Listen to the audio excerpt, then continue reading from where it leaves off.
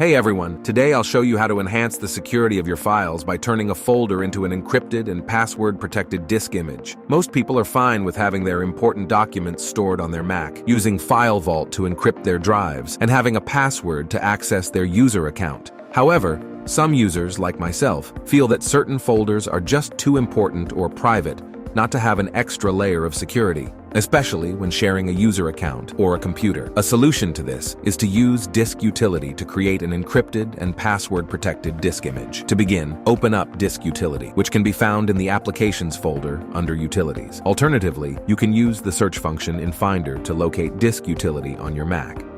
In the Disk Utility menu, select File, then New Image, and choose Image from Folder. A new dialog box will appear, offering various options for creating a disk image. At the top, you can change the name of the disk image to something more appropriate for its contents instead of using the folder name by default, and select where you want it to be initially saved. Under Encryption, choose either 128-bit or 256-bit AES encryption. Selecting 256-bit will provide higher security but may result in slower access compared to 128-bit. In the Image Format drop-down box, select Read and Write to be able to modify files within the image after it's created. If you don't want any changes made to the files in the folder or wish to prevent new files from being added, choose Read Only. Next, enter your desired password twice. Once you've configured the settings, click Save, then Done. The newly created DMG file, with the name you specified, will be located in the defined location from the settings. To access your files,